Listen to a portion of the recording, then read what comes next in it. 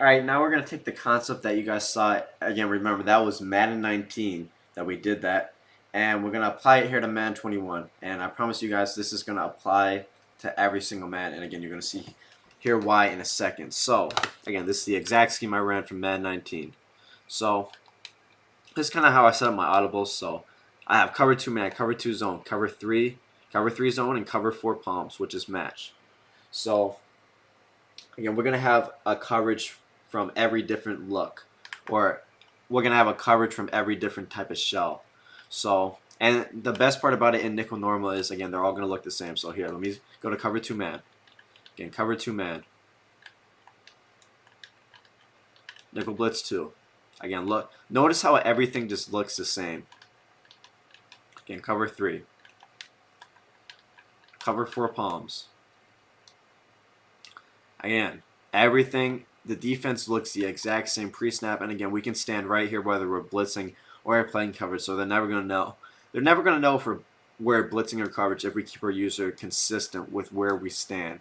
So, and again, I will let you guys know this is an advanced level tech tip right here, but again, if you're going up against some of the best players in the world, again, they might notice a slight tell here. And again, the slight tell is in the man coverage. So, again, look at the left outside corner. Notice how he's going to be slightly lined up to the inside. So, again, you can kind of use this to your advantage as well when you're on offense.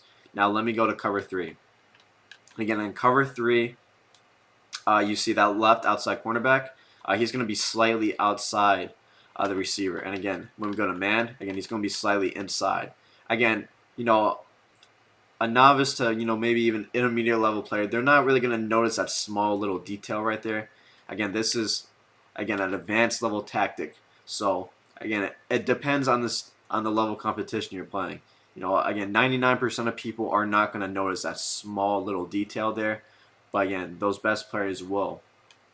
And you got to account for that depending on who you're playing. But the great part is, even on an advanced level, it's hard to tell. There's only really that small tell in man. Again, in zone, again, it's all pretty much the same, where they're all going to be kind of lined up outside of that corner, or outside of that receiver there on the lone side. So now let's start with the first step, which is making sure we have those consistent blitz pressures. So again, my strategy versus Clef is. My goal is I always want to be sending 5 when they send 5 out, because again, I don't want to be sending 6 versus 5 people on a route, because I can get pressure with 5 versus 5 out. So I want to be getting pressure with the least amount of people as possible. So again, here, let me make sure I'm sending 5 out. And again, I'm going to be sending 5 plus my user a slight little tap. So technically, the line is going to count this as 6. So again, I don't have to get stuck. I'm doing this with 2 controllers. I didn't mean to get stuck there, but again, you can kind of pull back. You just got to tap the guard for like a second.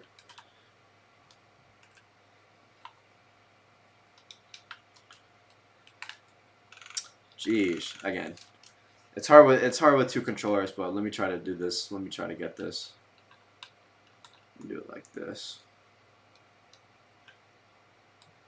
Let me crash up here. Okay, let me pull back. So again, you just gotta tap that guard really quickly, and then you can get back in coverage. So again, technically the line is gonna read that as basically a 6B5. Because again, once you tap that guard for a little bit, he's not going to be able to recover. So you're going to get the pressure with 5 versus 5. So technically, it's a 6B5. And again, you're going to get immediate pressure in their face. So when they're sending that 5 out, we want to have them under pressure. Again, obviously, we're not going to always guess right, but again, that's kind of our goal. So again, now if they're blocking their running back, which is great. We want to get them to that point. Again, we don't want them to feel they can just send 5 people out on a ride every play, because again, it's going to be too tough to play coverage. So again, either our goal is to kind of blitz 6 to get them to make a quick read under pressure, or to kind of be in a coverage style of defense when they do that. So again, let me blitz 6 here. Let me block the running back. Again, guys, this is just basic math. I'm blitzing 6 here. plus technically 7 because I'm going to be tapping the line with my user here. So again, you can get back, boom, instant pressure. And again, this is going to work on every single Madden because again, it's just basic math. It's the +1 concept. Basically, we're just sending, more than they can block. And again, the best part is, again, they're never gonna know what coverage we're in, especially if we're just kind of alternating between all the zone coverages here. So as you guys saw in the QC video, when he ran his cover 3, it was like this. And again, it's just so obvious that's cover 3. Then a good offensive player is going to be able to set up their cover 3 beaters because they already know what you're in. Whereas when it's like this, again, they're not going to know if you're running cover 3 from, or they're not going to know it's cover 3 pre-snap. Again, this can be cover 2, cover 3, cover 4. So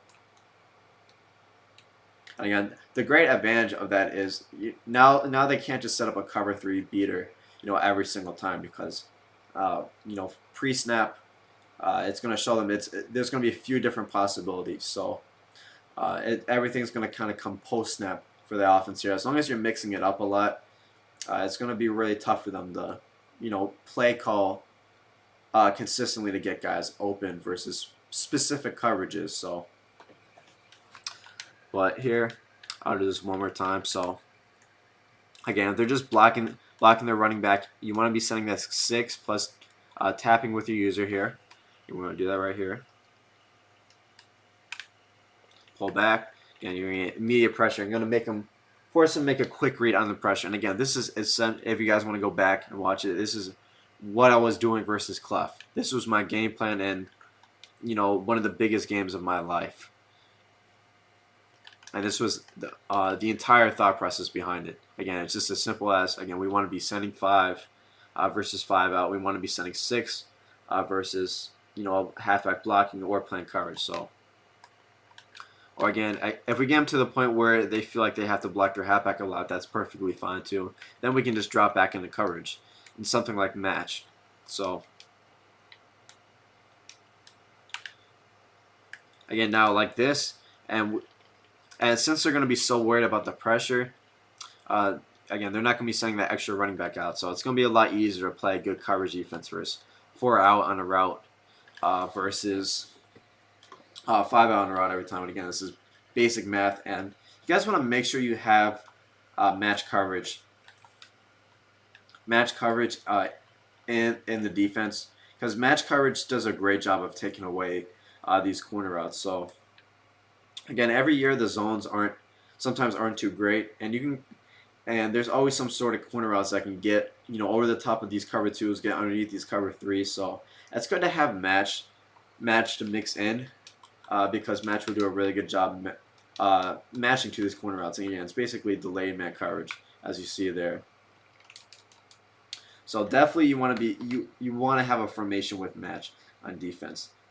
And yeah, now we'll take this into a game just to kind of show you guys that it doesn't matter the Madden. Again, even though I ran that scheme versus Clef in Madden 19, again, my whole philosophy and thought process applies to this Madden, and now I'll show you guys in a game.